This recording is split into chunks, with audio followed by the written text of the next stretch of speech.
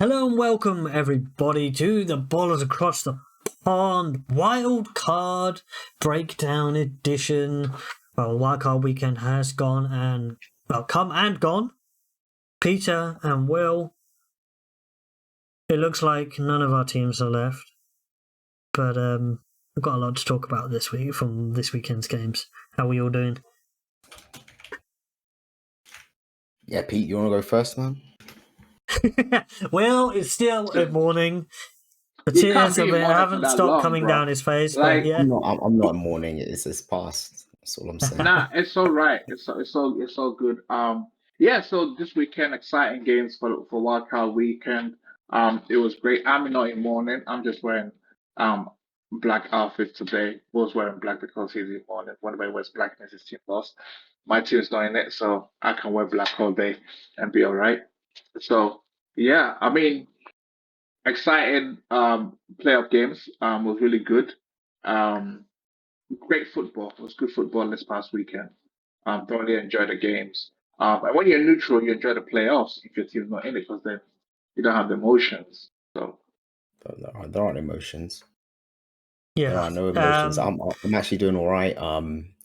Yeah, no, obviously it's exciting playoffs. It's really good to see young stars coming into their own. I'm sure we'll get onto that as well. Obviously my team didn't play very well, and we'll talk about that. It was kind of expected, but the manner in which it played out was what annoyed people the most. Deep down inside, I think all Eagle fans weren't expecting a win here, but we'll get into it later on. But yeah. But before we talk about Wildcard Weekend and the games, we have a little bit of news to discuss. First of all, Jared Mayo is officially the head coach of the New England Patriots.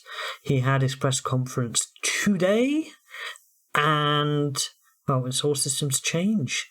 But it's not a huge amount to discuss. He's been widely respected for his coaching acumen. So he's earned the right to be the coach.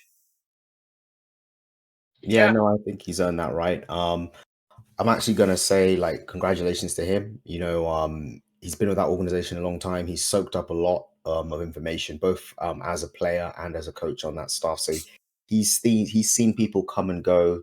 He's seen how things can go wrong. My challenge to Jared Mayo is if he can put his spin on it. He's in control now. So if there were things he thought should have been done a certain way, it'll be interesting to see. Although on the other side of things, if we were looking for a new Patriots team, maybe perhaps to go in a different direction, I don't think we're going to get that. I think we might get more of the same with a little twist here and there.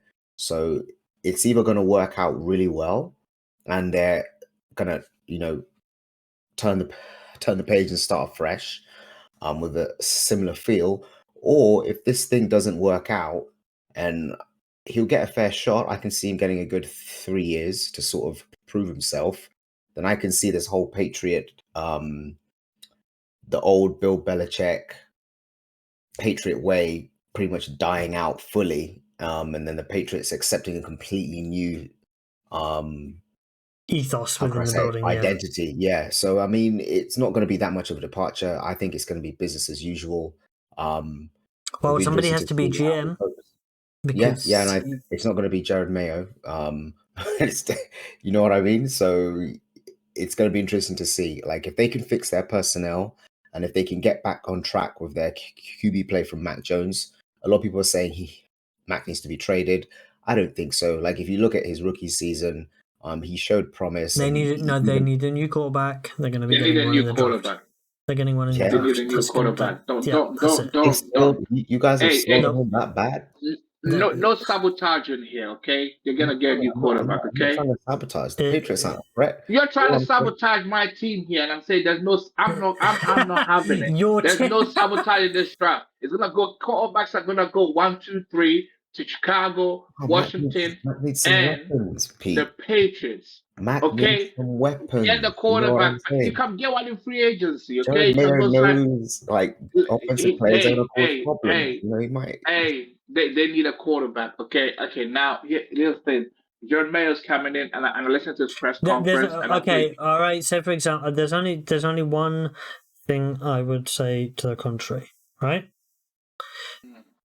If one of those teams can get Kirk Cousins, no, they're not. He's going back to Minnesota. He said he wants to go back to the Vikings. you think he's going to stay at the Vikings? Okay. I think so, because the thing is that he's got unfinished business. Yeah, and if the team wants them back, they normally resigns with the team. Now, the thing is, his family's settled there. His kids are going to school there. They're okay.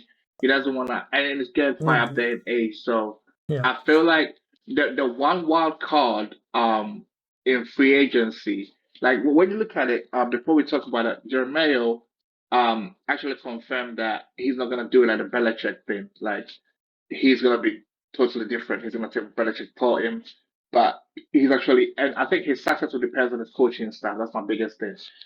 Which DC and OC is he gonna hire to help him in terms of like build this team, build the coaching staff? Now, talking about the Patriots, yes, they need a new quarterback. That's clear, because even in games that yesterday, the weapons went great. Mac Jones didn't play great. You know, the offense wasn't a flux. But even if you are a talented QB, if you're a franchise QB, you can still produce wins even when the offense is not that great. But for example, they lost a game, I think 10-6 is one of the games that they lost in the season. And I think they lost a game 10-6 or 10-9. If as a quarterback within if the offense is even crap and you can't score me more than 12 points to win a game, then I need a new quarterback, regardless of what the offensive scheme is like. Because you go understand that if the defense is holding another team to 10 points, you got to give me at least. I think what it is, sometimes a player needs to change the scenery. Mac Jones needs to change the scenery to kind of get himself back on track. But that's enough for the Patriots. That's enough for the Patriots chat right now. We're going to talk about that, as the coming weeks happen. But some rather very different and quite significant news of the international player program. Luis Rees-Zammit. For Americans, they wouldn't know who he is. But us Brits know he is the poster boy of Welsh rugby. And he has decided at the ripe young age of 22 to join the international player program and try and make it in the NFL. He was invited for the 10-week camp. So he is off to Florida, I think, this week on Friday. And he is going to try and make it onto the practice squad roster at least.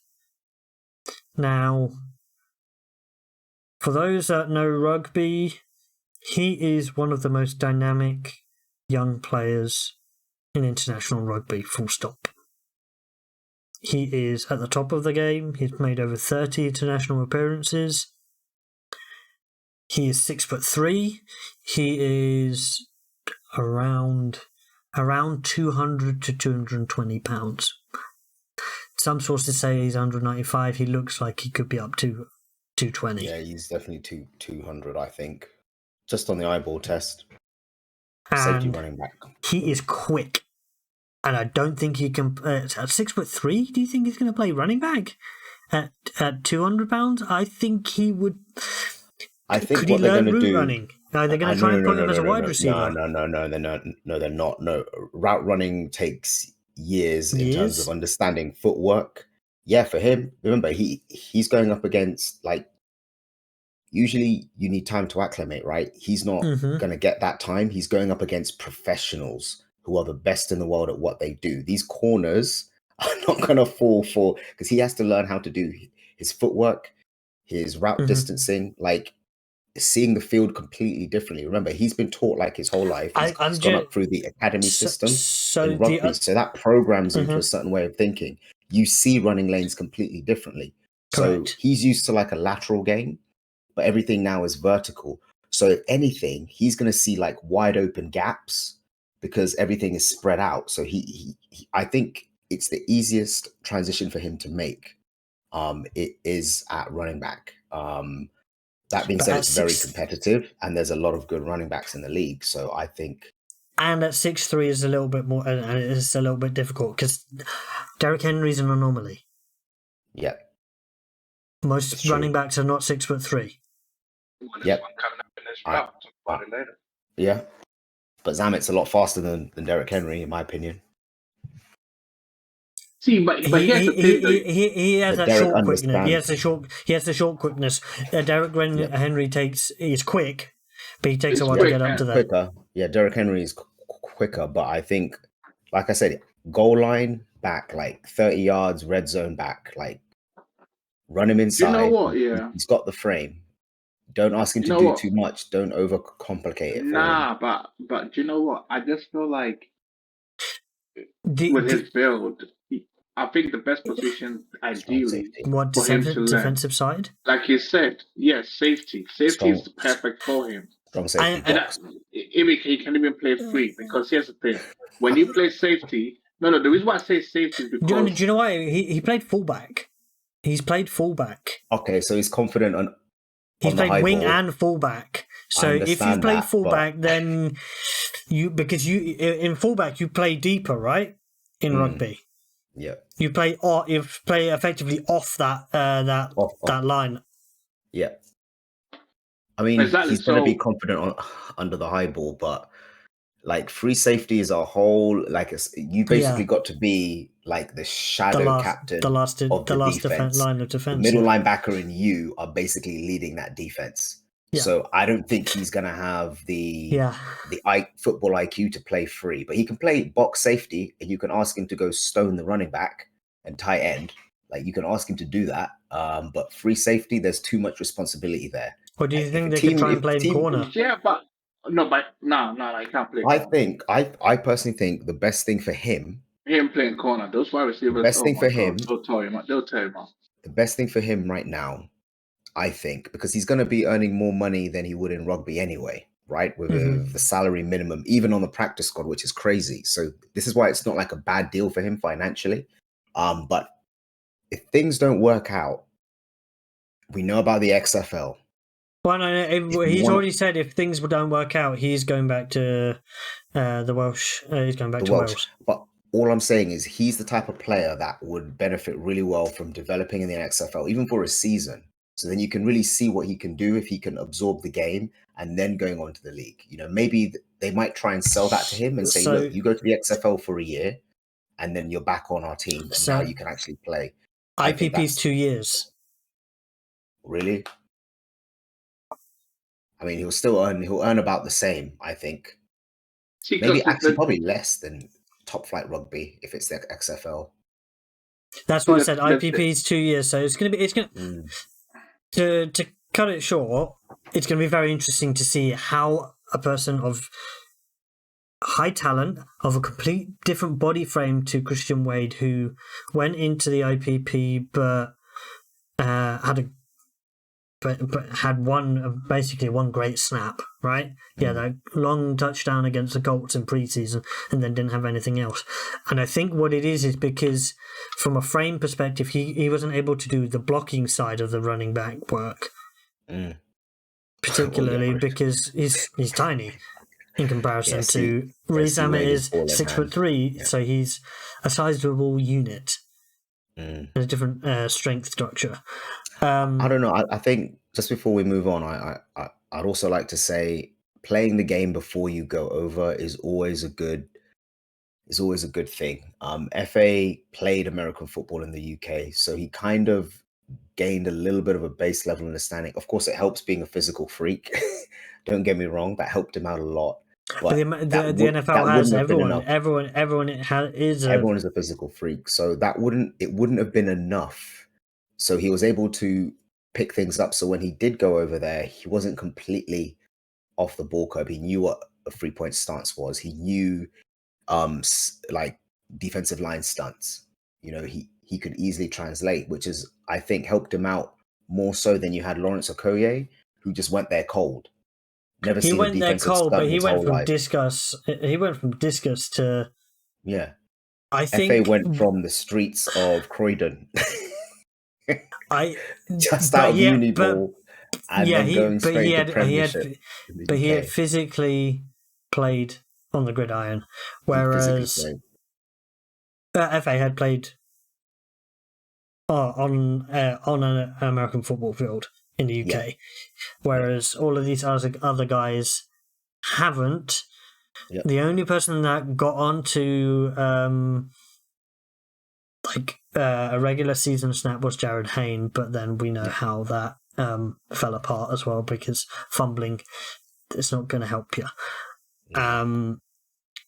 But yeah, we wish Luis Rees-Zammit all the best, and hopefully he manages to make a team's at least practice squad and a roster spot in the future, because we want to see elite athletes, we want to see top level athletes, especially from this side of the pond, to actually make it in the league. Obviously, we want to see people who go through the NFL Academy, which is based over here at Loughborough University, to get there. But this is just another pathway for players from this side of the pond to get there. We wish them all the best. All right, first team All Pro announced this week. This week just gone. It was announced after we recorded the last pod. So quarterback, first team All Pro is Lamar Jackson, and second team All Pro is Dak. Now, Best offense in the league. Best offense in the league. Dak was probably the best, second best quarterback in the regular season. Yep, it's a year-by-year award. You can't fault it. It's not an achievement over your playing career. You know, he's earned that right. I'm not going to fault him there. Despite how much I hate the Cowboys. And then, anyway, running back Christian McCaffrey. I don't see there being any qualms about that. Second team All Pro Kyron Williams. And he has made that after missing so many games. That's how good he played whenever he was on that field. Yeah, but he was a good scheme fit, I'll say. And then fullback, it's always going to be Kyle Juszczyk. It's always the same two guys, Kyle Juszczyk and Patrick Wright. The last one's left. And then wide receivers Tyreek, CD, and Amon-Ra as the. So I think that's fair. Those are the three best wide receivers this season. Yeah, no doubt about it. When you look at the second team All Pro, got Puka, Ayuk, Evans, AJ Brown. So Puka was probably the closest to being first team All Pro out of that lot. Yeah, probably closest. Not sure about Evans though. Evans is no, so I think those are the so it's two T's. So I think it's AJ Brown and Puka are the second team, and then they're kind of like the subs of the second team. They're kind of like the alternates. No, but even as an alternate for Evans, I don't know if they put it because of the record of consistency of multiple 1,000-yard seasons that he's always had, or because I don't think it was the usual. He had 12. What he had this year was 1,255 yards and 13 touchdowns. It's the touchdowns that got in that. He was joint highest in the league for touchdowns with Tyreek. Okay, I don't probably that last game. Yeah. So from a stats point, he earned that from that point of view. The only player who got 1,000 yards. Not 1,000 yards. So one player who didn't make the AP team but made the PFF team was DJ Moore, but I think that's because those are empty calories as far as I'm concerned. I agree with you there. Then looking at tight end, first team All Pro was George Kittle. Now, if you look at his stats, George Kittle had 1,000 yards. Surprising. It didn't look like he was being dominant this year. Yeah, I think Just he had sneaky. he was sneaky. Yeah, he was getting a lot of maybe not massive plays like Sports Center style plays, but he was getting consistent No, yards but every game, like maybe 60 yards, no, 80 but I yards a think game, 40 yards no, a game. but I think it's also because the 49ers offense, Debo and Ayuk, have become kind of bona fide receivers. So Mm. there's Well, less Ayuk is targets the going wide to. receiver 1 in that team now, and Yeah, but I agree. That's what I'm saying.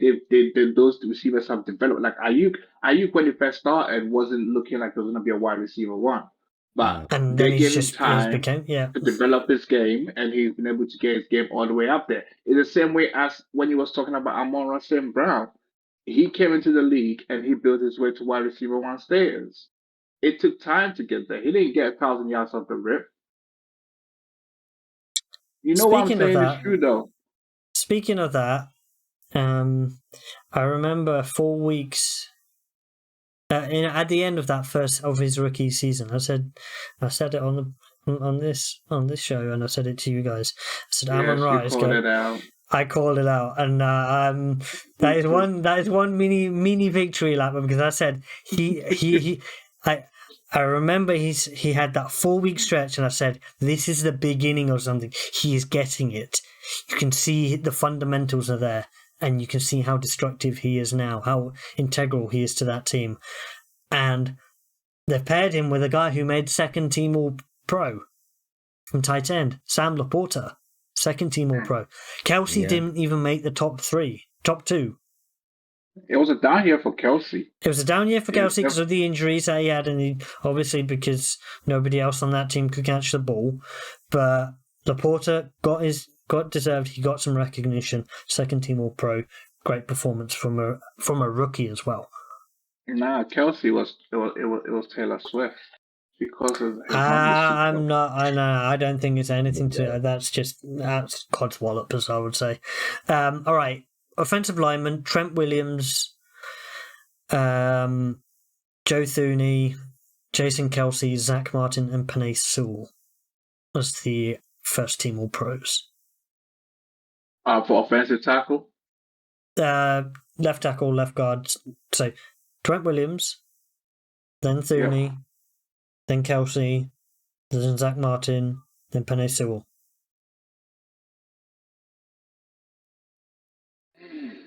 Mm. I mean Trent Williams here, Joe Thuney, yeah. Jason Kelsey, yeah, consistent. Yeah. Penei, yeah. I don't know. I don't know if Zach because he's a Cowboy. I don't know. Well, I think he's been the Cowboy. He's probably Kind of the only anchored thing. that offensive line, and he's And consistent. that's Like he's one of the guys that in I terms of wonder if Dallas, it's by default though. he shows up. Like he's one of the few guys on Dallas that never lets you down. Basically, Zach Martin, since he set foot, like he's consistent the whole Yeah, time. but I wonder if it's by default. Like sometimes, this AP, they sometimes give All Pro by default as the years go by. And so I think a better pick for All Pro is the Falcons' Chris Lindstrom on the PFF team. I actually prefer Well, Chris Chris Lindstrom Lindstrom. was second team All Pro on the AP I think team. I think Chris should have been first, and then Zach Martin, because the Falcons most of their run offense was running through Chris Lindstrom. Okay. And then look at the second team All Pros: Tyron Smith, Tyler Smith, so both Cowboys. Frank Ragnow, the Detroit Lions, and I believe that is correct because he had a hell of a season. And then Lane Johnson at right tackle. Yeah, that's Lane for you, man.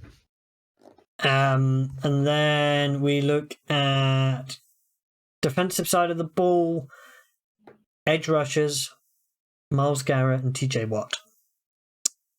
That is... I have no issues with that. Yeah. And then interior, Aaron Donald and Chris Jones. Yeah, Aaron Donald, he didn't show up on the stat sheet, but She takes double teams. That's the thing. It's not always the Nah, case. there was a game this season. I don't remember what team they played where they triple teamed him. Yeah. Triple. And Chris Bro. Jones, we saw how destructive he is once he, finally Getting came back triple towards the teamed. squad. Second team for edge rusher was Micah and Max, and Yeah. that's No pretty issues fair. there. Now, injured defensive lineman for the Ravens made second team All Pro, Justin Medabike, and he was destructive. Oh, he did. Completely and He utterly did. destructive. He did. And he has an outstanding season. He had 13 sacks for a defensive end in a 3-4. That is pretty special. And I think he's kind of like on the rise now. He's scheduled to be a free agent, so I'm not sure the Ravens can keep him, but he's about to get paid. He's definitely earned that big check that he's going to get. Dexter Lawrence made the second team All Pro for D lineman as well. Linebackers: Fred Warner, Roquan Smith, and Quincy Williams. Williams completely deserved it. Roquan Smith, linchpin of that defensive side, and Warner fully deserved it. Second team: Demario Davis, Patrick Queen, and Bobby Wagner. Wagner not deserved. Yeah, Wagner, like, what? I mean, this year I saw the Seahawks play. I've seen some Seahawks games, and Wagner wasn't up to it. He's still a good player, but I don't think he played at an all-pro level. I think no. For me, no Wagner. And yeah, it's interesting because I think, was it Zaire Franklin again? This is from a Colts perspective, had the most number of tackles again. Like, for some reason, there's something about the Colts linebackers and having a ridiculous amount of tackles. Because Darius Leonard used to go through the roof for tackles, and now you got Zaire Franklin doing the same. Something about that linebacking, or just a play style that allows them to get a really high tackle count. Another good shout is TJ Edwards for the Bears. He had a very good season. But sometimes your team records goes against you in these type of things. But he was very impressive. He had similar numbers to Roquan in the Bears defense. And I know your Eagles missed him a lot. Him and Kazir White. And then corners. Miss Gannon. So this has Daron Bland. Yeah. Sauce Gardner and Trent McDuffie. Yeah, Bland has definitely been productive with turnovers, pick six. Like he's been lights out. Part of the MO of the Dallas Cowboys defense, very opportunistic. It's kind of like how they set up. So they're going to sort of give up plays. They'll give up big plays, and sometimes in the worst time, but they're also going to make big plays like this. They're a turnover-based defense. But yeah, Daron Bland has played lights out for them. One of the few Dallas bright sparks this year. And a Kansas City cornerback getting some just desserts, because from a defensive back perspective, they've been pretty damn good. In addition to how they're kind of the linebackers and the front seven, gets all the plaudits mainly, but the secondary is still helping as well, which helps them. Yeah, I mean they have one of two outstanding cornerbacks. L'Jarius Sneed, who's been very, very good this year. He's been very good since they drafted him. He's been one of the top corners in the league, and also Trent McDuffie has been very impressive from the slot. In a game against the Dolphins, he was very, very good. And then second team: Jalen Johnson, Taron Johnson, and Charvarius Ward. Safety: Kyle Hamilton and Antoine Winfield. I think very deserved. I think the biggest travesty was Antoine Winfield not making the Pro Bowl. That was a shocker. this is what happens when you have a popularity contest. Mm. Carl Hamilton was but- unbelievable. Like, destructive. So destructive Yeah. defensively. And very much deserved. Kickers, Brandon Aubrey, Jake Elliott. Aubrey, I don't think he missed an entire kick all season, did he? Nope. So, and he was, because he originally played spherical football for Toronto. And I say he was a USFL graduate, effectively. He came through that system. Came up from the USFL. Played for the Birmingham Stallions before. All right. There we punt returner and kick returner, Keyshawn Nixon and Rashid Shaheed.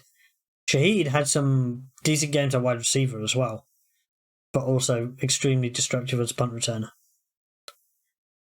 All right, there we have it.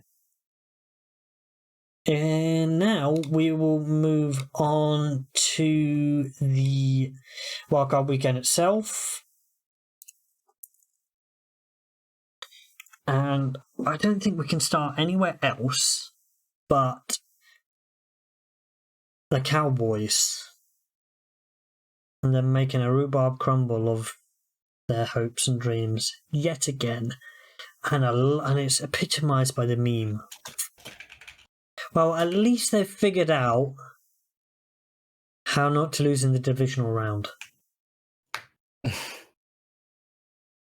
Come on, boys. Yeah. Cowboys Nation is crying again. They got completely and utterly just beat up by this outplayed. Green Bay Packers team. And it's actually highlighted by Shanahan. Did you hear about when he started to change his prep for next week? They started prepping. They didn't change. They started prepping from the second half. Second quarter. Yeah, the second quarter. Well, the game was over after the first quarter. It was. In the second quarter, he basically said, I was starting to pay attention purely on the Packers. He knew it was a done deal. It was a done deal. There was no way the Cowboys was going to come back in the game. This was an epic collapse from the Dallas Cowboys. And among my notes here, the first thing I'm going to talk about. Well, I'll wait for you to hit the cues and then we'll go. All right. Well, as a resident NFC East expert. Yep. All I got to say is that Cam Newton was right. We'll take it away. Yeah, no, I mean, in the end of the day, like, there's been a lot of finger pointing, asking for, head coaches to be removed and people to move on. But last time I checked, Dak Prescott's the one that threw those 2 interceptions. He had to, all he had to do was play a sound game. They had the best offense in the NFL, which Mike McCarthy took over. So I don't know where they're going saying he hasn't helped this team or he's not good enough. He actually elevated this team offensively after they got rid of their former offensive coordinator. So Dak just played bad. Like, those 2 interceptions hurt them. And if you think about it, if you take those 2 back, what do you think the score's going to be? I still think it's shellacking. It's definitely going to be a little bit more manageable, right? It will perhaps be Yeah, maybe a tighter game. But okay, so I want to 14-0 pretty much, or 7-0. So what I will say on this is, in addition to Dak throwing those INTs, correct? Yeah. The predictability from McCarthy as head coach in his play calling, he went away from what had been successful over the last few weeks. How had the Cowboys been successful? It wasn't running the ball. They were successful through CeeDee Lamb. Yep. Right? And every single second down they got, they ran the ball. They knew, and they came and they went into third and long, third and medium, and then they had to throw the ball. You can't consistently you can't be that predictable. Oh, I'm going to run the ball every time you get a second down. They gained 5 yards from 8 attempts or something like that. Yeah, literally. And I mean, let's not sort of play down the Green Bay's defense. You know, they came to play. They weren't intimidated at all. You know, I think if you remember a lot of pregame, I think it was Dallas's last game.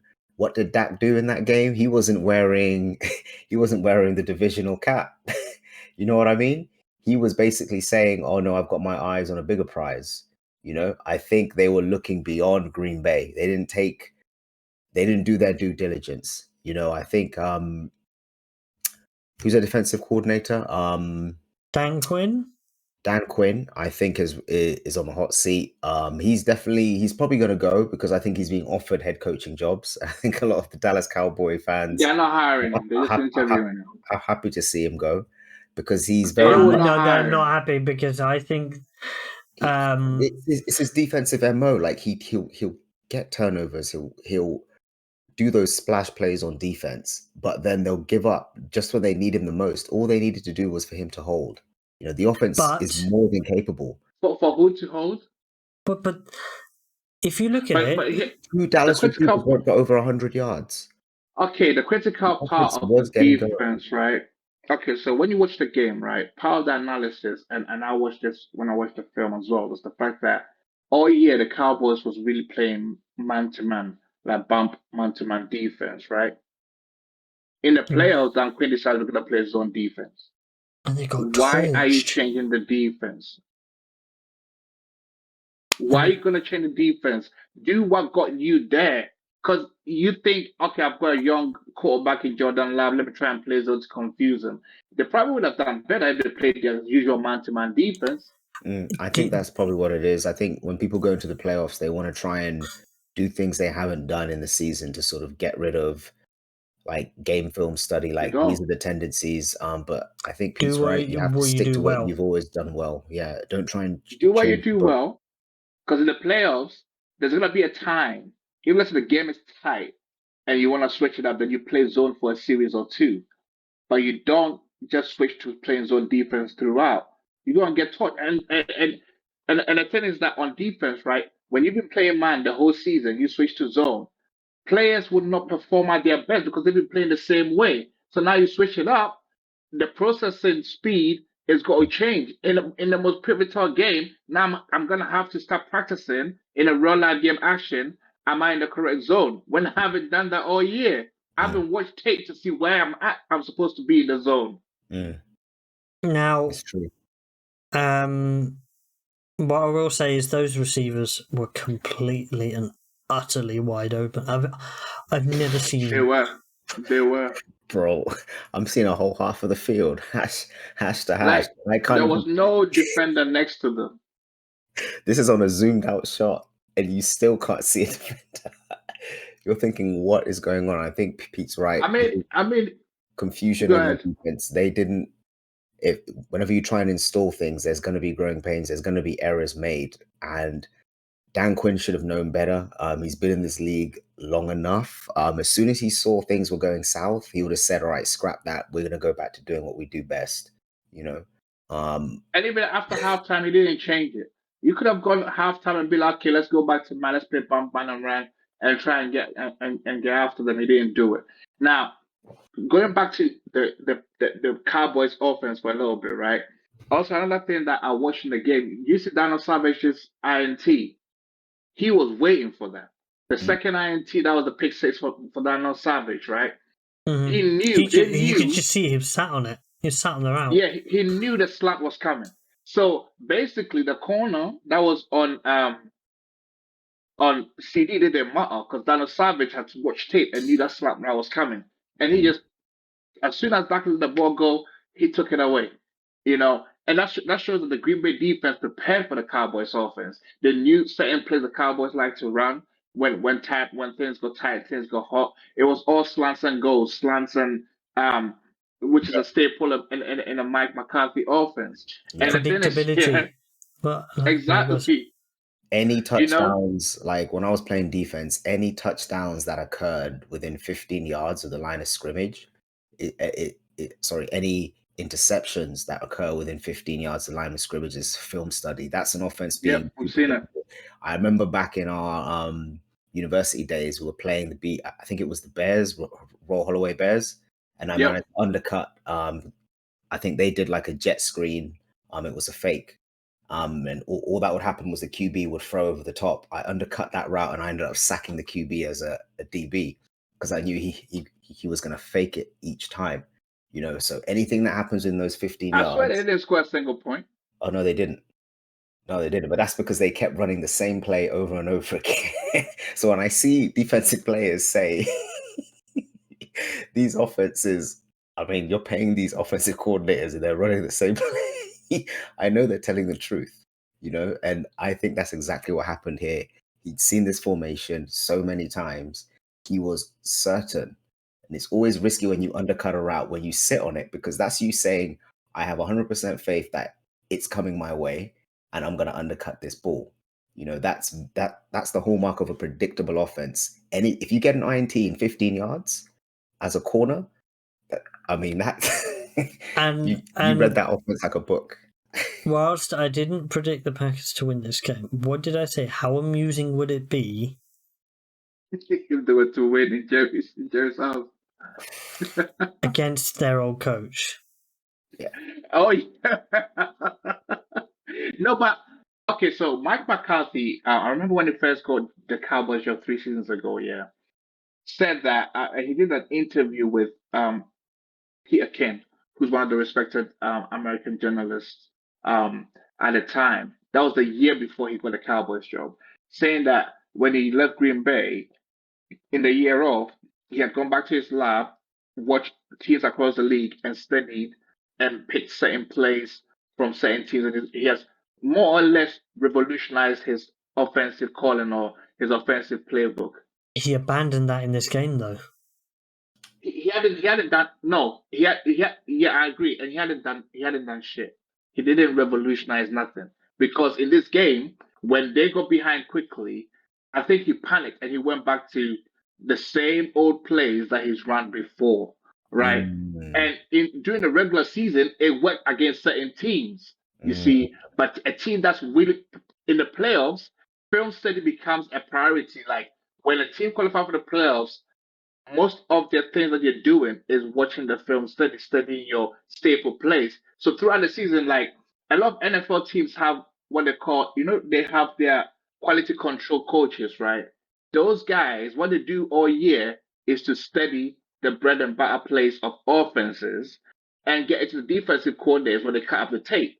So those quality control coaches, they are a big part of NFL defense and offensive staffs because their job is studying the tape for the staple plays, getting into the players that you guys need to study this because this is the staple of what they do, the principles of the offense and that type of thing.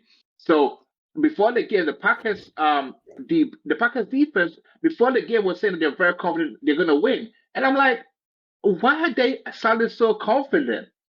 You know, because this is the Cowboys, number one offense in the league, 9 All Pros on their team, and the Packers are so confident. Now we know why. Yep. No, it's true. I think Pete's right. I think he under pressure he goes back to his old habits. You know what I mean? And I think that showed through on It's this a safety game. blanket for a lot of people, right? Yeah. You always go back to what you know. You always go back to second nature. And I think he went all the way back to that dinosaur offense he used to run back in the day. So it kind of hurt them. But congrats to Green Bay. I think Jordan Love has earned everyone's he looked respect. the part. He looked really good. Dude. He didn't fold under pressure. In fact, he elevated Romeo Dobbs, that young receiving core. Some of those throws under pressure because he was pressurized. Some of those throws was pressurized. It's finally starting to click. In fact, I think it's already clicked. And I got to give a shout out to Greg Cosell said this. Greg Cosell is one of the NFL guys that studies tape. When he comes on, he doesn't talk about how much a quarterback should earn. He just speaks from what he can see on the tape, right?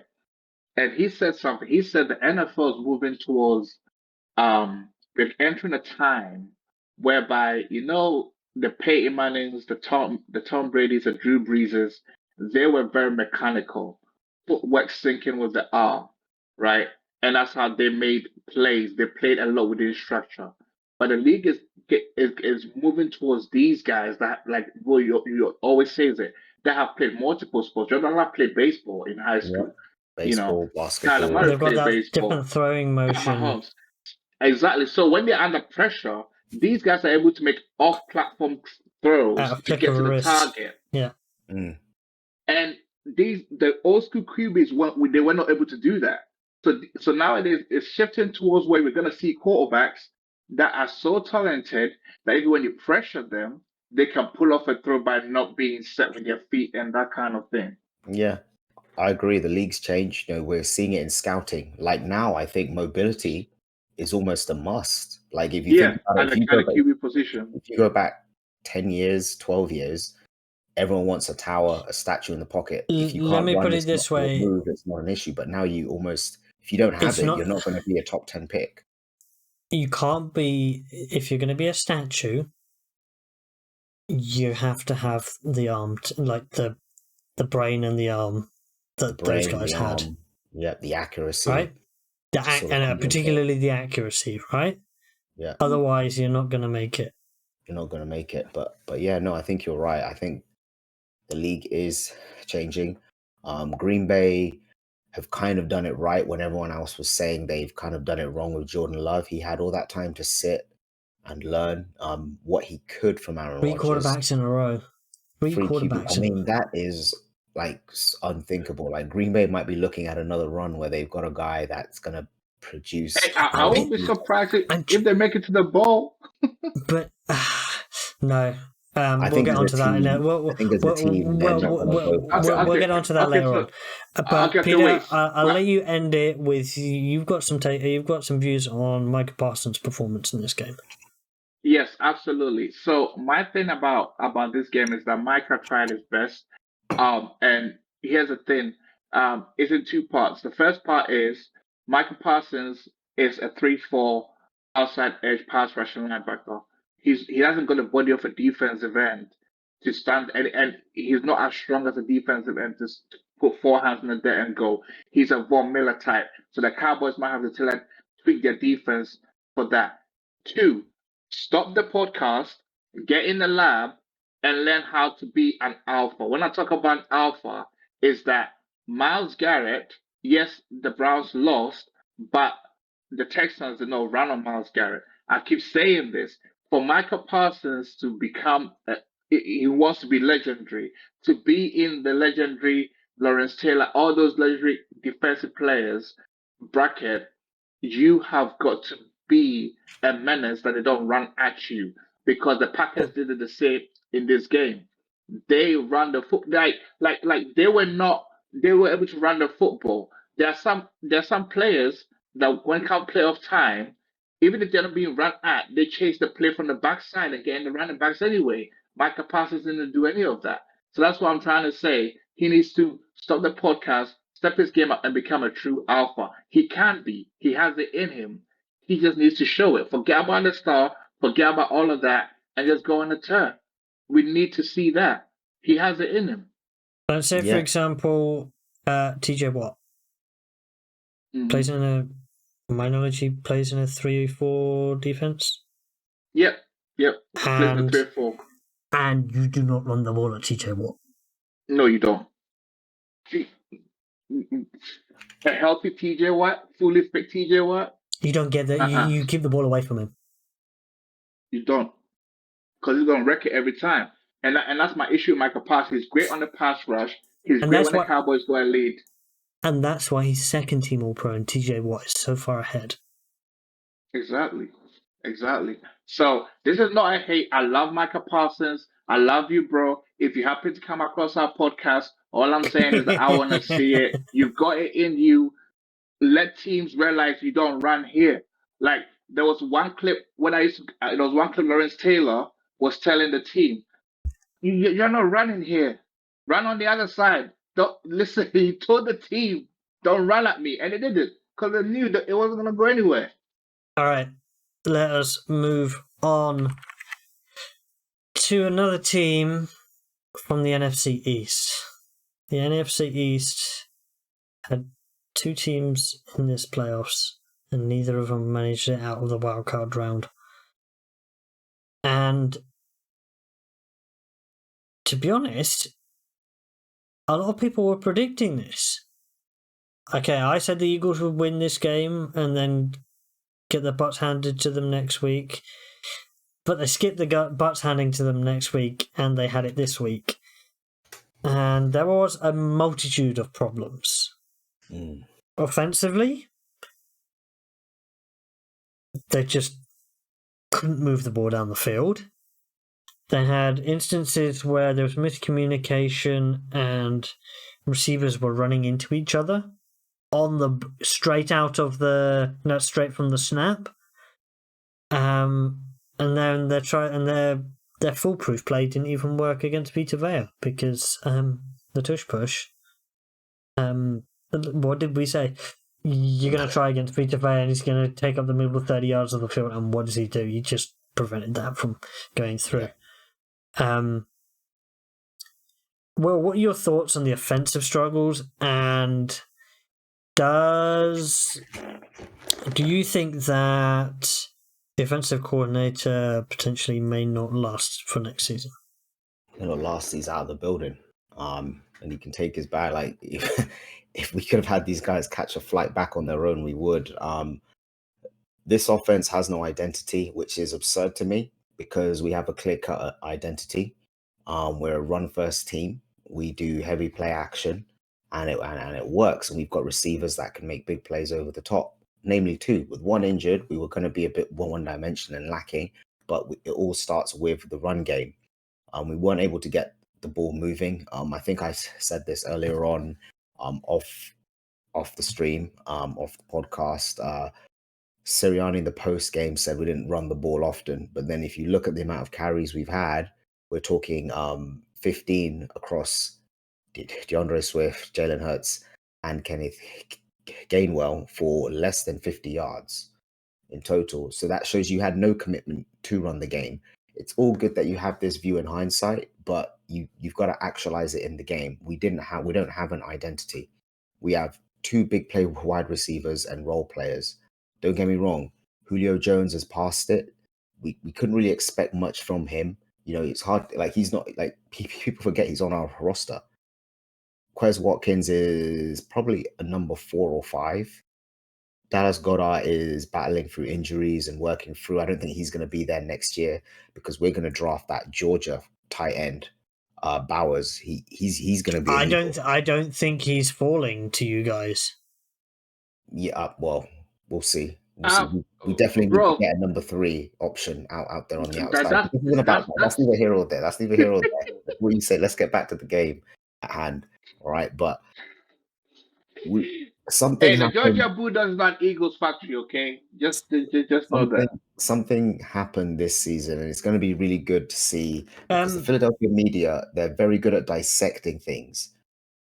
Something happened inside the organization that has sapped away this team's identity, its moxie. Defensively, this roster is almost the same with some improvements from last year. We were dominating at the line of scrimmage, both sides, and that fell by the wayside. I can only look to see what's happened outside of the organization with people that we brought in and inconsistencies that we've had. But we weren't able to establish the run. We weren't able to pass the ball. Jalen Hurts didn't throw an interception. We just played abysmally.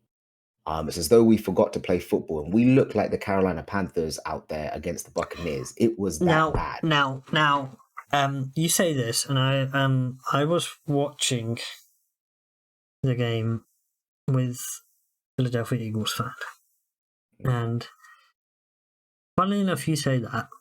He said this Eagles team, with the way they are playing now, they would lose to the Carolina Panthers. I'm not doubting him. whatsoever. And I was saying, okay, you're being exaggerative, and then now you say that as well. That's an intriguing thought. Now, if we just to note on Dallas Goddard, you don't have an out in his contract, so you're not getting rid of. He's not leaving. The out is after the next season, so he's there for at least another year. And I think you need to keep the cornerstones to your offense. You've got 3 players that you need to keep the cornerstones of, and then you need to build from there. And you still don't know what's happening, particularly with Kelsey, obviously. So that will come out of the woodwork because he hasn't made a decision on whether he's coming back or not. But from a defensive point of view, if we look from the front, we saw Baldy's breakdowns on Twitter, and there was a lack of gap integrity, and that was why the opposition offense, in terms of the Bucs, was able to run the ball in you guys, because the Bucs generally haven't been a great running team, but they were efficient in this game. Yeah, no, and that's what sort of stifles me a bit, because I'm there like, where did these bad habits come from? Like, there were people chopping up game tape of the Eagles' defensive front and how they played earlier on in the season and saying this is a masterclass. What's happened? You know, are we getting new? Is the defensive front being told new information and they're being told a way to play? This is where I wish we took some of that Jameis Winston energy as a team and basically said to the coach, like, look, I know you're calling this play, but we're not going to do that. You know, because this is obviously not working. I think you know, but no one wants to be Hurt's labeled being as a hurt coach. as well, battling through these. He's been hurt all season. He's battling injury. He's been injured. Well, no, hurt. He's been hurt all season, battling through injuries that he sustained like last year. It's never fully recovered. This could be an ongoing thing, but he's still been able to produce. I don't really want this to fall on Hurts, because that's not the type of QB he is. He's definitely not someone that can. It's just the play calling has been really bad. Yeah, he's someone that plays within a system and he doesn't make mistakes. Will make the plays he has to when he has to make them. That's who he is. He's not someone that can rise above it and sort of will a victory yet. That's never been his skill set. It wasn't his skill set in Alabama, Oklahoma, or in Philadelphia. And I think Howie, seeing how they had that discussion, I think there's been like a few YouTube videos of those two guys hugging it out. I think Howie understands this. I think Howie's looking more towards the coaching side. But ultimately, the coaches don't play on the field. You know, so, I mean, the players have to have some accountability, but it's an all-time great collapse. I don't know what's going to happen heading forward, but something has to change. It'll be really interesting to see what happens. But let's not take away from the Buccaneers. You know, they were the underdogs in this game, but they came to play and they played really well. You know, Baker Mayfield, 3 touchdowns, 337 yards. He had a really sound game. He was able to move the ball around. Yeah.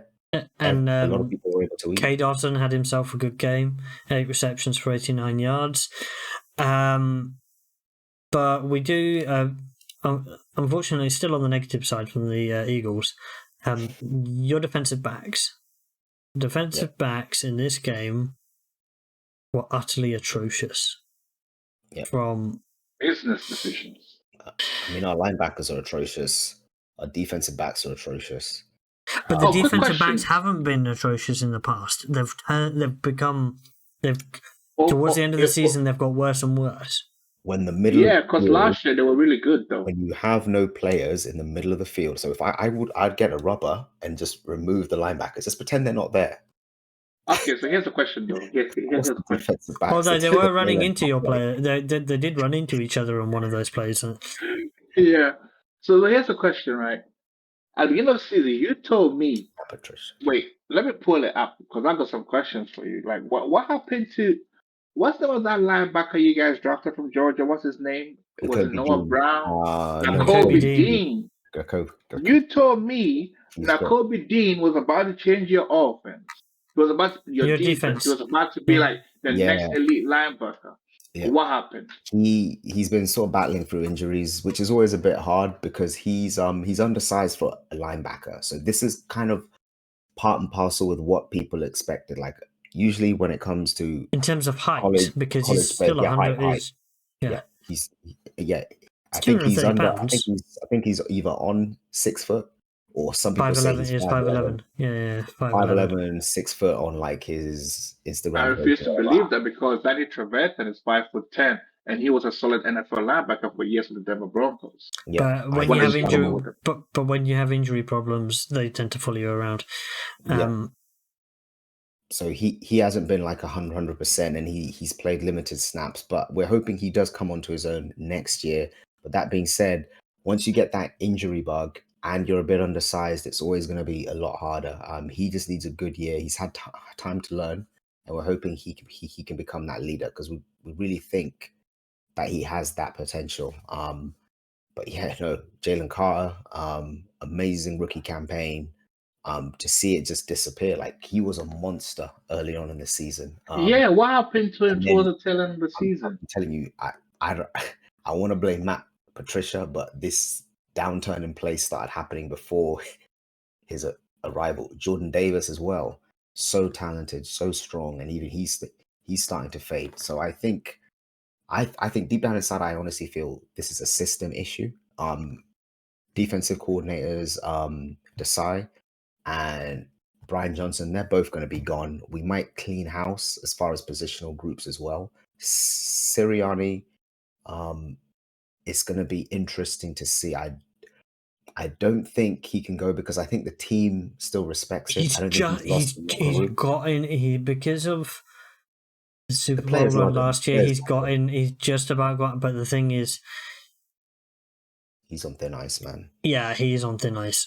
He's on thin ice. It's make or break. I mean, I understand that he's on thin ice here, but here's the thing: is there someone that you guys are missing, like 2 guys? Yeah, absolutely. I was gonna say that Stryken. I think in this league, Stryken and Gannon. Why are you saying that? Yeah, Stryken and Gannon. Yeah, I think. No, I'm talking about 2 guys on your defense that left. Oh yeah, you credited one guy with your linebacker play last year. Chauncey Gardner, yeah. Oh yeah, Chauncey Gardner was. No. Who was the key to your linebackers last year? Oh, is he in Is he a Cardinal right now? Yeah, he's our DC. You said Nick Riley was the reason why your linebackers overachieved last season. He was your linebackers coach. Okay. So well, Gannon as a whole, okay, I think he understood the weaknesses of this defense because and matched it well. And yeah, so what he did was he never rushed the linebackers. And we were very critical of that. We basically, especially in the Super Bowl, we're like, you never sent pressure. You always rush with 4. Everyone steps back, which allowed us to cover a lot better. I never understood why you blamed for the Super Bowl because you guys were leading and then you made offensive fumbles. So how's it his fault? Philadelphia fans have to look for something, and they were like, "We didn't rush the passer. We didn't rush." So I think he understood these pitfalls, but obviously with him leaving, the new DC. Well, neither coordinators shown themselves in a decent light. That's the problem. So they both could find themselves. Oh no, they're both gone, guaranteed. Yeah, someone's got to pay. I mean, do you think? But the game was on Monday, and we're on Wednesday. We haven't had any news about anybody going. No, but exit interviews are today. Yeah, they'll probably sort of. Okay. I don't see how you sell this to the Philadelphia fans. I don't see how you sell this to the players. They don't have confidence in this scheme. Like, we were humiliated, guys. This wasn't like it was a close game and they just battled us out. It was never a contest. Humiliated when you have Jason Kelce potentially playing his last game. Brandon Graham, Fletcher Cox, those guys could be on their way out as Eagles. They might play somewhere else, but you can't send these players off like that. This is meant to be a deep playoff run. Realistically, we knew we're probably not going to win it all, but we're going to get through the first hurdle and at least put up a fight. We were humiliated, and especially in Philadelphia, they hate being made to look a fool. Like even with the basketball team, you can lose games in the playoffs, but you've got to play. You can't be like, oh, I don't feel like playing this game. I'm going to take some minutes off. No, that's not how we go. The matter and how you lose also matters, especially to this fan base. I can't even say we're going to reload next year, because as long as we still have those two play callers, that way of thinking in the building, it's not going anywhere. One thing I've learned though is that you can't promote people in this league quickly. You know, you need to give time for these coaches to learn and adjust. So I think what happened was when Doug Peterson Or they have to start was early. They have to start pre-playing career. Yeah, when Doug Peterson was prematurely fired, you know, Sirianni stepped up. All right. Doug Peterson was still developing and teaching his subordinates how to be NFL coaches at the top level. He learned from Andy Reid for many years, you know. Now, and then as soon as he was gone, Sirianni comes up. We're talking Brian Johnson and Desai. They might have been positional coaches or assistant coaches at that point. They weren't ready for this.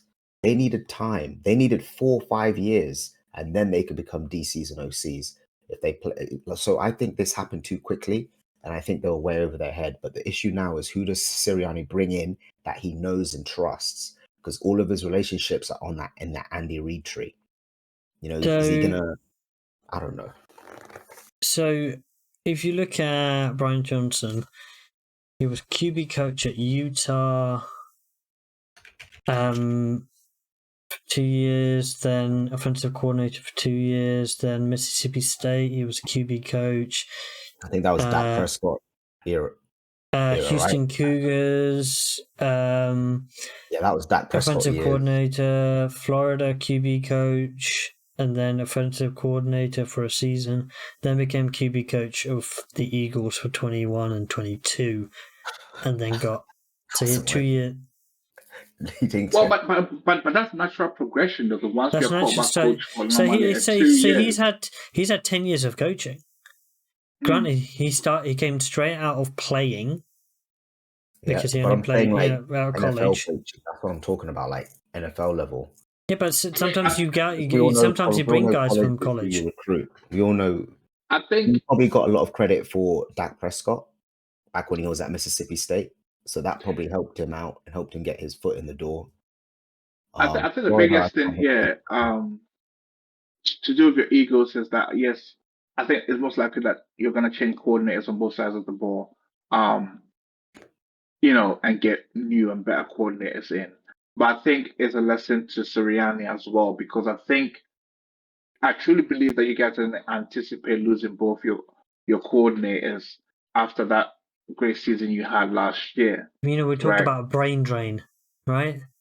Yeah.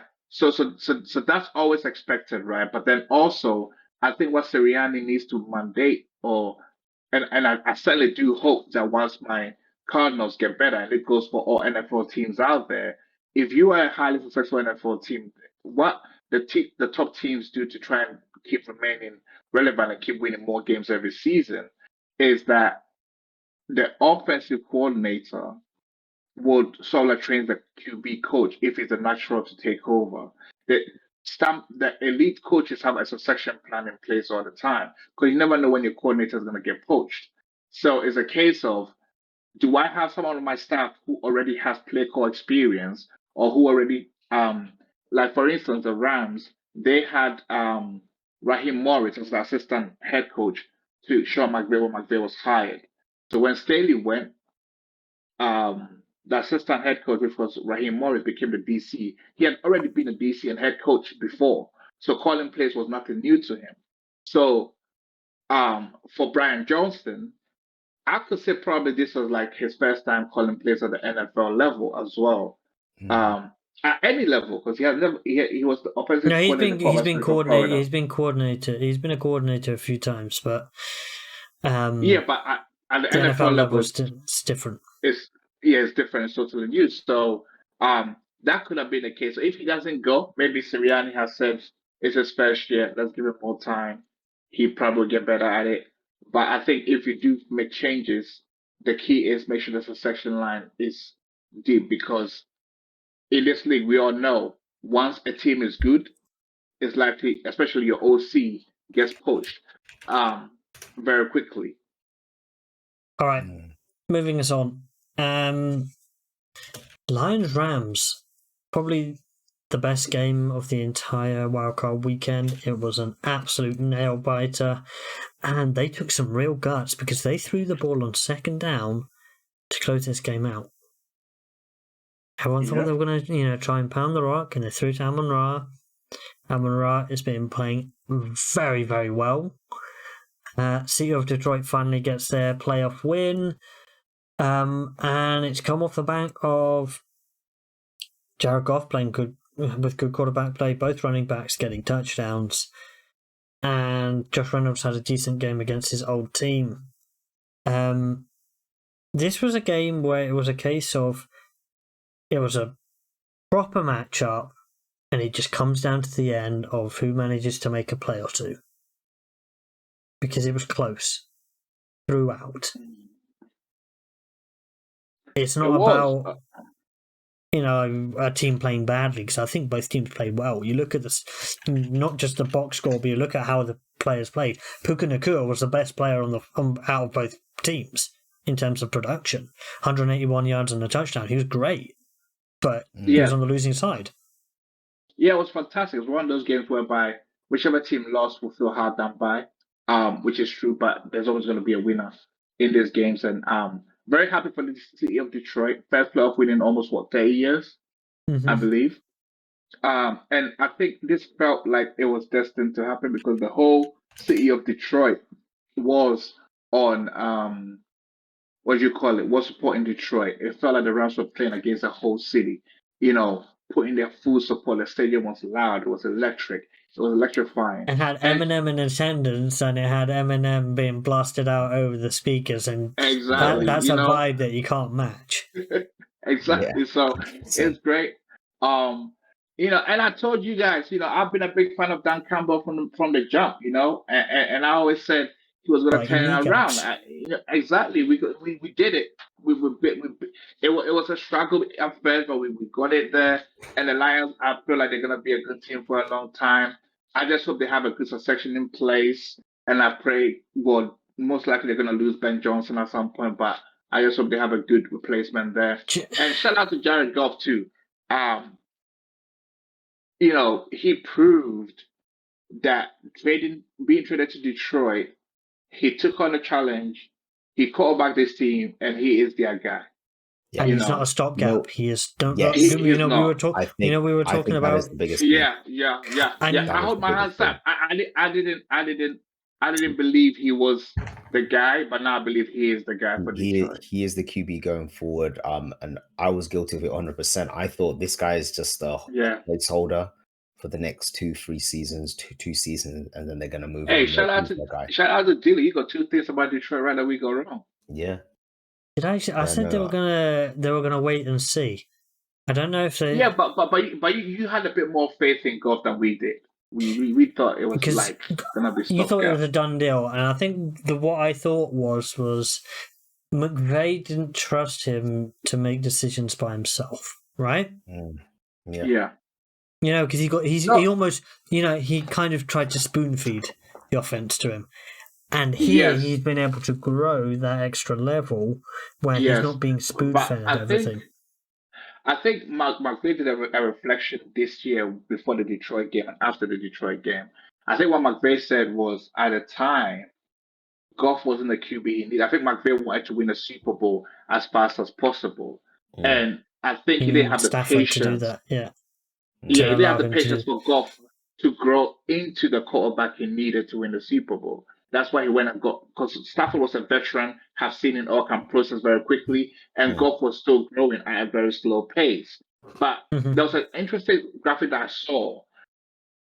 They compared Stafford's numbers and the amount of wins he's had since he's been in Detroit to Matthew Stafford, and it's very identical.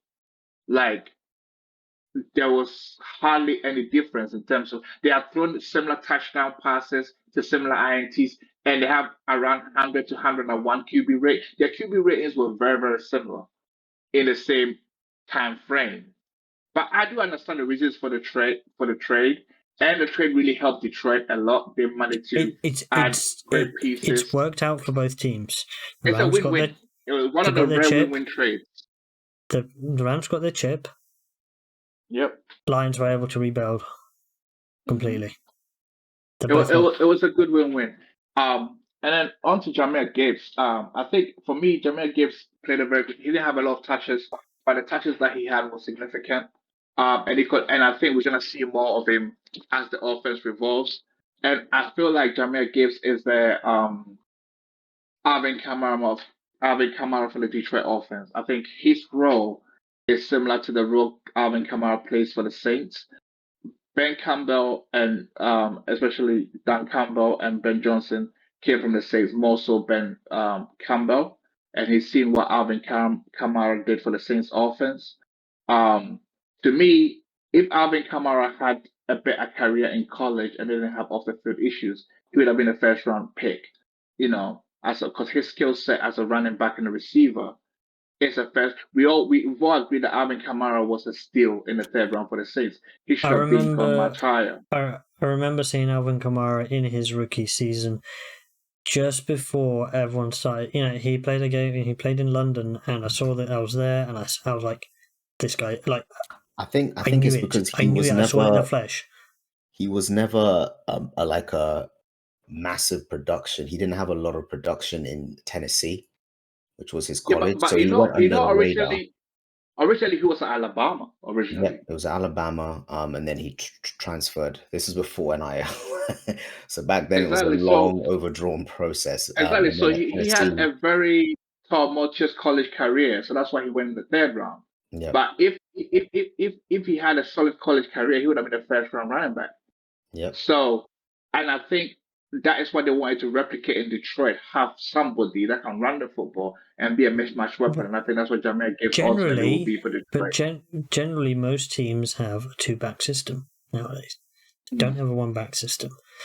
The only team that can get away with more of a one-back system actually is a two-back system, and that's the 49ers, because they've got CMC, and the other back is the fullback, because you have that. Yeah. So it's a different way of doing it. But this team's two-back system, and allows both players to keep fresh, and both players managed to get a touchdown in this game. Do you know an interesting stat about Alvin Kamara? I was just looking at his stats. He's the only running back in NFL history that have been 2 times second team All Pro, 5 times Pro Bowler, without 1,000-yard rushing season, 1,000 yards receiving season. I think his yards is always going to be like the all-purpose category. Because it's a combination of the two. That's how you get. Yep. All right, let's move on to the Ice Bowl. And this game, I think, turned out as we expected. The Dolphins were flat. They couldn't deal with the cold. And the Chiefs' defense won the game because Chiefs couldn't score touchdowns. Butker had, I think, the record for the most number of kicks in a game or something like that. Or he equaled a record, and Chiefs defense just managed to stay elite, and they're a problem because Mahomes doesn't even need to play great for them to win games. And this is a real problem. This is what makes them very dangerous down the stretch, because Mahomes is going to do enough when he has to sort of keep the team in there. They didn't play their best brand of football, and they were still able to handle Miami. I think Miami were having to deal with the inclement weather. Well, we saw the inclement weather. Did we see Andy Reid's moustache? Yeah, frozen. And literally a walrus. the true walrus coming out. But here's the thing about Miami. I'm kind of disappointed in that everyone was saying they can't play. They can't play in this weather. They're not good enough. Surely, if you're a Dolphins player, you're hearing all this outside noise, and you're going there to make a statement. You're going to be like the Seattle Seahawks. You're going to take your shirts off pre-game. You're going to let people know that the cold isn't phasing us. They played into what everyone was expecting. So I'm kind of disappointed. But they've struggled to run the ball. Yep. They're a finesse team, and this game required things to be physical. And the thing is, they can run the ball, but if you look at all their running backs, They're all finesse running backs. But it's all outside zone. Yeah, it's all not between. outside zone. It's not in between the tackles generally. I think what's going to happen this offseason is like a true Shanahan disciple. You know, the head coach is going to go away and he's going to he's going to bring in some players. He's probably going to bring in a thumper at running back. I wouldn't be surprised if, maybe they try and make an acquisition for, you know who. Yeah, but would that not be deviating from what they've been? Because no, but they need to have physical presence. Like I said, Raheem Mostert, finesse, slasher. Yeah, but they're way to score 70 points this season. Feedback. Yeah, I know, but that's not what's going to help you win a Super. Like, don't get me wrong, you have a high-flying offense, but you have to be able to grind games out. You've got to be able to get nasty in between the trenches, and that's not what they are. They are purely a finesse team. I think Shanahan, I think Mike McDaniels, he's smart enough to know that, and I think he's going to make adjustments this offseason. He's not going to change their identity, but he's do they need big body? A couple of big body, like a big body tight end, a high level player. Yeah. Maybe dual tight ends. He's going to add a shotgun to his repertoire. Right now he's all about small precision, but they need a physicality, which is what I think the Chiefs brought to this game, and that was enough. Not taking into account the weather, I think that was enough. If you look at the main receivers on this, the standout player from the offensive point of view for the Dolphins was Tyreek, and he wasn't even massively standout. 5 receptions for 62 yards and a touchdown. But from Kansas, it's a guy who's been breaking out towards the end of the season, and he had himself a day, 130 yards and a touchdown. Rashee Rice was no relation to not that I know of. Yeah.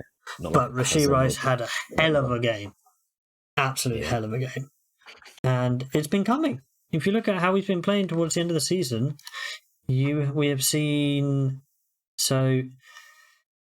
against Cincinnati had 100 yards. He's been getting 90 yards, 70 yards. He had 100 yards against the Raiders. But he's been targeted a fair amount. So, and if you look at the second half of the season, he had 4 touchdowns including this last game. So he had 3 touchdowns in his last 6 games, which is a reasonable, especially for a rookie. He's starting to get it. I think Travis Kelce said, this was what actually the rookie wall was about. So, rookie wide receivers, sometimes they hit that wall in their first season where, they're initially, good because obviously nobody's seen how they play, and then they'll kind of tail off, and then second season they'll get better again. At the start, he was, 20, 30 yards. He's getting a couple of receptions, and he's getting better. He's getting better. He's getting better. And he's the only wide receiver who's actually producing. Yep. Kelce had, 70 yards in this game? So he's the only other player that produced. But, 71 yards in this game. So the only thing is now they don't have home field advantage next week. So they're not in the backyard, so they're going to have to rely on those two. They're going to have to rely on Pacheco against the Bills and see how it is. But Miami next season, I'm going to put an opinion out there. I think it's a reload season for them next year. They just need to modify things slightly. Reload season for Miami? Yeah, it's not a full revolution required in Miami to win next year. No, it's not. But have you? Probably might be through the draft. But have you seen their salary cap?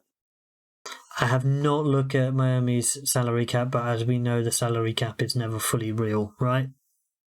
Well, they haven't got Mickey Loomis, so I don't trust them to be able to do the wizardry that the Saints did for years. The How much are they Dolphins over are the cap? currently 42 million. Yeah. So I don't think they'll be signing a lot of free agents or keep free agents to come join them. I mean, right now, yeah, one of their top defensive linemen or their top defensive lineman, Christian Wilkins, is a subject of they probably will put a tag on him, but they'll have to get under the cap to be able to pay that tag money once they put it on him. Yeah, they'll have to build through the draft. So it's either they put a tag on him or they let him go and then they sort out their cap situation because they're way over the cap right now. They are most certainly over the cap. If this was the Saints, I would say, oh, no problem. They'll keep all their players because Mickey Loomis is like that's all that wizardry stuff, and it's never been caught. Do you know who is the most over the cap? Who? The The Saints. How much? 85 million.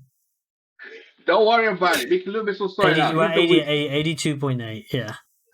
Trust me, he will find a way for them to get under the cap and have money to spend. I don't know. He is like the godfather of. I think when he retires, he needs to write a book for all NFL teams on how they can do cap wizardry. Because I don't know, that guy just does magic. All right. Moving swiftly. Wait, can I talk about my Flores choice? Ah, yes, the Flores choice. Explain. Okay, so the Flores choice goes back to the year that Tua got drafted, because that's part of the reasons why Brian Flores didn't last long in Miami. Because he wanted them to draft Justin Herbert. They were ahead of the Chargers in the draft, right?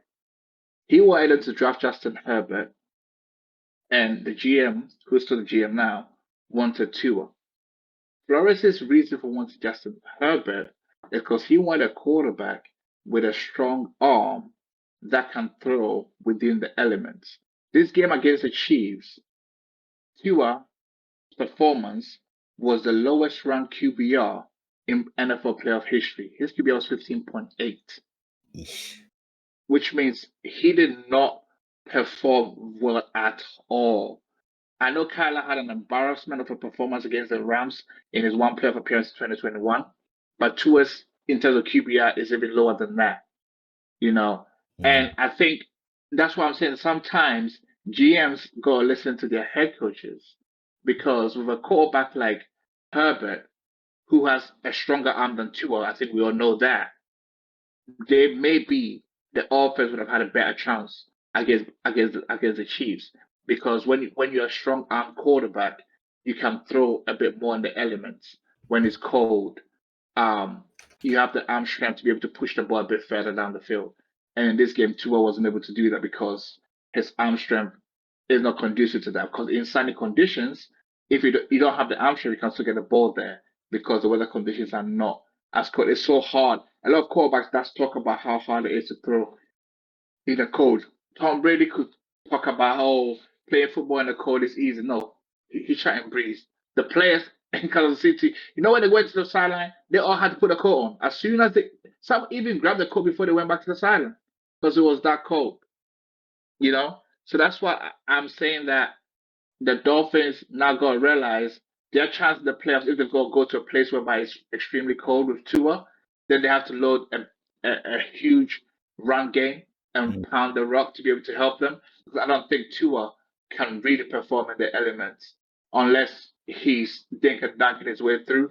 But he can't do it because it's just naturally his abilities won't allow him to do it. So that's just my take, and Flores was right. They should have taken Herbert in that draft. All right.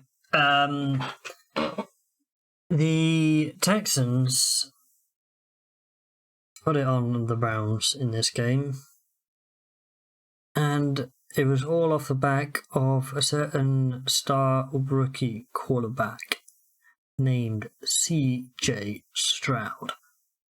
And CJ has shown us all the elite capabilities he has. And I point to a quote from Zaire Franklin on Zaire Franklin's podcast of him making plays and making decisions that you would expect a 6-7 year veteran on the league to make. He is processing information quick. and he's doing so with very good chemistry with Nico Collins. Extremely good chemistry with Nico Collins. Yep. And absolutely. now, this is like a match made in heaven. CJ Stroud has, this is the first time I've felt the term, when they say that you're a QB away. This was a team that was basically like the Carolina Panthers like 2 years ago. Like they weren't going anywhere. One position, and this is why like I'm starting to respect and understand more that this is why the QBs go high. This is why teams will take a risk on a quarterback, because if you get the right person in, you can flip the organization within one season. And and that's what's happened here with the and Texans. there were people who were putting CJ Stroud above Bryce Young in terms of who people should take. Yeah, there were. One of those people was in the Panthers organization, and he spoke. They didn't listen to him. The one that nearly became the Texans head coach, but the league refused. What's his name? I think he coached at Ohio State before. This callback. Oh, I forgot his name. Ohio State QB, a former Ohio State quarterback. No, he bounced around the league as a backup quarterback. He played for so many organizations. He even played for the Texans before. I'm just thinking. Oh, the name's in my head and it's not in my head. This is going to annoy me. McCown? Josh McCown? Yes, Josh McCown. Yes, Josh McCown. Josh McCown told the Panthers to draft CJ Stroud. Right? Number 1 overall. He stumped for it. But obviously they were overruled by the owner, who had consulted his various people outside the organization and said, I want Bryce Young. Highlight reel. That's what he highlighted. That's what he consulted. These owners will watch college game like fans. Because here's the thing. Josh McCown stumped for it. He even gave interviews where he was saying that, they're leaning towards CJ Stroud. Do you get what I'm saying? Yeah. And they didn't listen to him, but he knew something. And that's why I said they should have drafted CJ Stroud. I think CJ Stroud is his rookie year, so it's still quite a long way to go, but he's showing great early signs that he's going to get there. And the process and all the praise and accolades that he's making, though. I'll explain.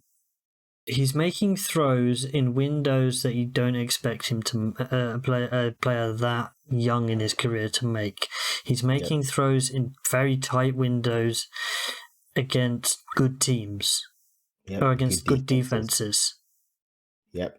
And the Browns is a good and the Browns is a good defense, but for some reason away from home they just turn into mush, and I don't understand why.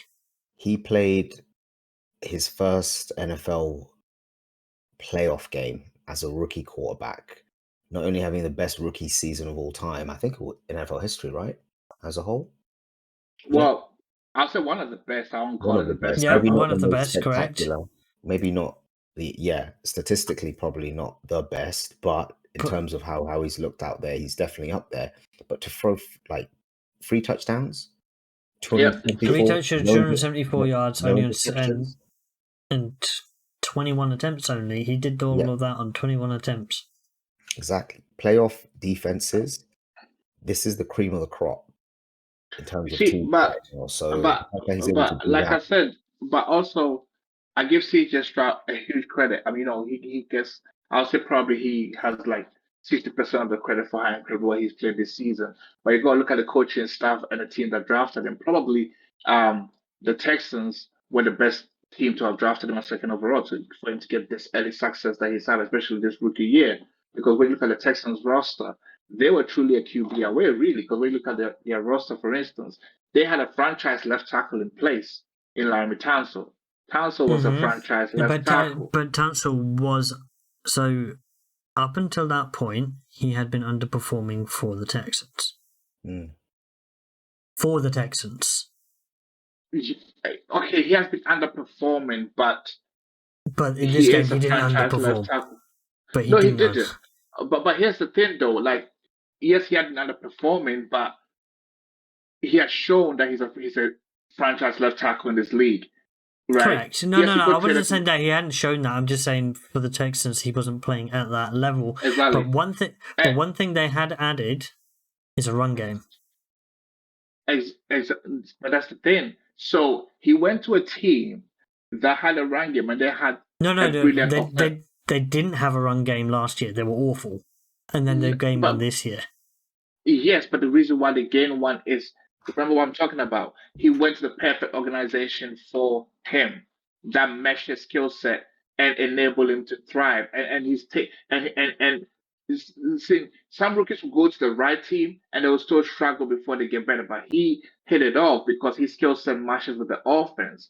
Bobby Slowick came from the Kyle Shanahan coaching tree, and that coaching tree is very famous for using a great run game to produce excellent performances from the pass game. And I think CJ Stroud, there's a huge compliment I'm going to pay here. CJ Stroud is the quarterback that Kyle Shanahan thought he was going to get in Trey Lance. When the 49ers took him 3rd overall pick a couple of years ago. CJ Stroud is who they thought they were going to get, and they didn't get. So you see, CJ Stroud is a perfect QB for a Kyle Shanahan offense, and he's going to thrive. And I would be surprised if they win a Super Bowl before he's up for his end of his rookie contract. Yeah, I won't be surprised if they do, because right now the team is rolling. They're going to add more pieces in the offseason, and they're going to be a bona fide. Dilly, I know they're in your division, but hey, you've got a bona fide team to contend with for that division. Well, so and that's the thing. It's going to be interesting because if you look at the Colts, I'm just going to bring it to the Colts quickly. If you look at the Colts, say for example, Anthony Richardson doesn't get injured, Texans don't even make the playoffs. I believe so, but I think it's one of them ones where my count. Because it was literally, there was a hair in it between the two, and in a lot of the games that they lost, Anthony Richardson, with his athletic ability, will win them that game. He will the win, kind of, in that perspective, not from a. It's not detracting from the Texans. Yeah. It's more of just the Colts will have got more wins. That's all it is. Yeah, definitely they would have. I mean, when you look at both the Texans and the Colts, you two are now the alpha premier in the division. The Jags sadly are slipping to 3rd place unless what they can do this offseason, because they had it in their hands and they dropped it. So right now, I think based on the rookie season that CJ Stroud has, I'll put him above Trevor Lawrence, because like I keep saying, I'm still yet to see, Trevor really show it. Yeah, CJ's already showing in his rookie year, so I'll put him above Trevor Lawrence in that respect. And Anthony Richardson, will see what he does when he's able to play a full season. And doesn't take a hit. Well, this offseason, now one thing, get better as a quarterback, read your playbook, and learn to slide. Yes, he's got to learn how to slide. His mobility, he's way more athletic than CJ Stroud, and I think you're right, that could have definitely propelled your Colts. The thing is, the one thing that the Colts has is that your offensive line is back to how it used to be. Because this season, your offensive line has played really well. Actually played well. Big Q is back. Brandon Smith is still playing. Is back playing well as a good and Ryan Kelly's right tackle. Center as well. So exactly. So your pieces are back to form on the offensive line, and I think that's the one advantage that Anthony Richardson probably has over CJ now. In terms of like the best offensive line. When you have the best offensive line, good things happen for your offense. What I would say is what CJ Stroud has is he has Nico Collins, and as great as what Pittman is, it's not the deep threat. Okay, but here's the thing though. I think Pittman can be, but Pittman they play him as a possession style receiver. Well, Pittman has the size, he's 6'4". He has the size to be a 1, but I think Pittman needs. I don't know how he would take to a Bieniemy type of coach, because I remember, and I'll go back years in NFL history. I remember early part of Larry Fitzgerald when he was with the Cardinals. There was this wide receiver coach who became offensive coordinator. I think he was the head coach for the Chiefs for some point. Scott Haley challenged him. I don't know if Pittman needs a coach that would like get it because he has the potential, but he hasn't put it together yet. Well, no, If that makes sense. he's playing. No, he has put it together. He is getting the numbers. It's just from a scheme point of view, they need somebody like Alec Pierce was supposed to be the person to blow the top off the offense, the defensive side, and it's just not quite working out. It's whether they dip into the draft again or not. All right, we've got to move on. Maximize his talent. That's all it is. Or it's whether it's at the tight end position because maybe you go for a Bowers. Yeah, they need to scheme him open. That's what they need to do. They need to All right. Moving but when you're to on the alpha, they don't. They just throw you the ball. Yeah. Moving to the final matchup of Wildcard Weekend, and that is Bills Steelers. Josh Allen was mistake-free. Generally. He wasn't punished for any mistakes that he did make. And the Steelers couldn't tackle anything. They looked like they were tackling greased up deaf guy from Family Guy. Actually, no, that's an insult to people tackling greased up deaf guy from Family Guy because they actually make contact with him, where some of those Steelers defenders weren't even making contact with the receiver. It was abysmal. It was one of the worst defensive performances from a Steelers tackling perspective that I've ever seen. And you can't just take TJ Watt out of the team and that happens. I mean, this isn't the first time we're seeing this. I think if TJ Watt is out of the lineup, the Steelers defense is completely different. It is. It's a completely different team. I mean, they're offensively they're anemic anyway, but now that once they lose that spear tip on defense, this team is basically a wash. Like they didn't play very well at all, and it shows because Josh Allen made potential errors in this game and wasn't penalized. Obviously, this is the thing. Like, if you're a Buffalo Bills fan, even though you won and you're through to the next round, you're not really happy about this performance because you know a good defense will penalize you for it. You know, I think he left a good 2 interceptions out in that game, like Pete said. You know what I mean? Like, if you're playing a competent team, those are turnovers and you're eliminated. So I think even though they got the win, they still have a lot of work to do. You almost don't want them to sort of you don't want to lure them into a false sense of security. Like, yeah, we can compete, we can hang. Calm down, Buffalo. You played the Steelers. Like, they scraped their way in.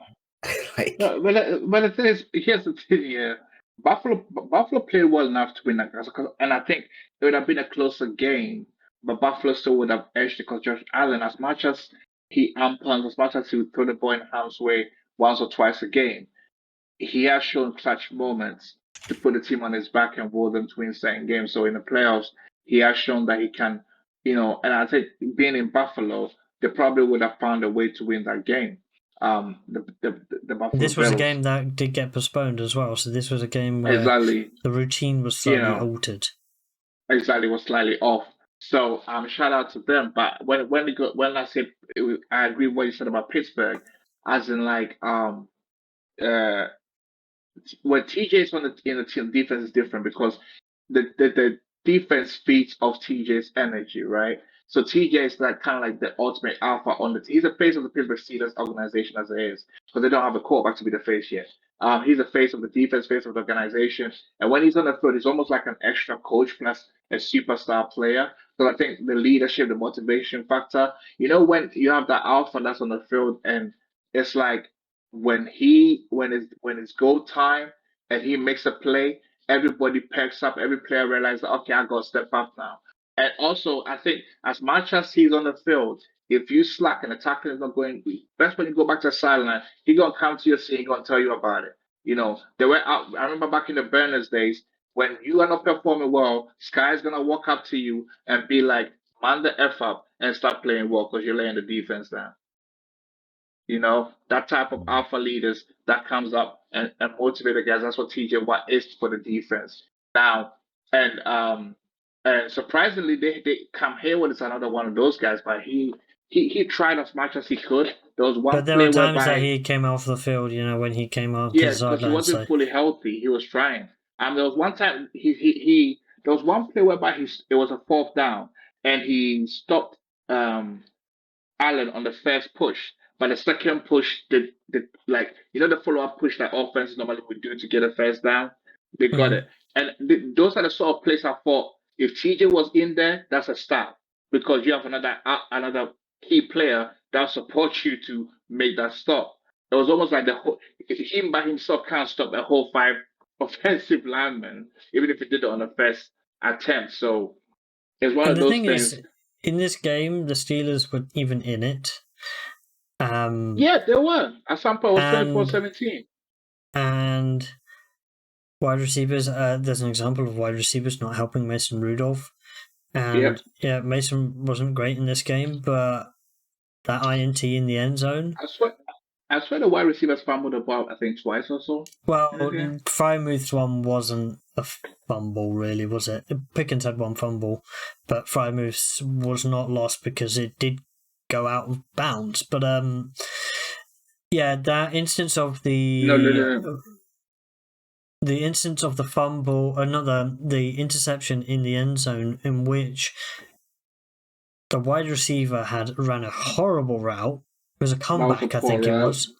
Yeah, I think it was a comeback route, kind of to the pylon, and the DB just completely undercut him and decided, no, this is my ball, and he got the ball at the pylon, and got a touchback.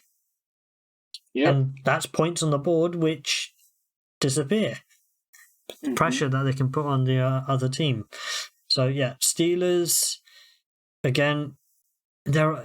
Anybody in Pittsburgh fandom who says that Mike Tomlin needs to go still is insane. I agree, absolutely. They just they are a QB away, because if you look at the end of Big Ben's tenure, generally the QB play wasn't amazing, right? Yeah. And they still got but they can't have a thing next year. They become, if their QB situation gets sorted out and they become better, and then it's do or die. The defense can't tackle next year. Third year in the league. Like, they didn't see that jump in the second year. They want to see something in the third, or else that's the opportunity gone. Or if an opportunity presents itself. Yeah. Yeah, I mean, I think at this point, looking at it, this is a quarterback-rich draft. I would advocate for the Steelers to go get a quarterback because it will cost them a lot in draft capital for them to try and move up one of these top guys.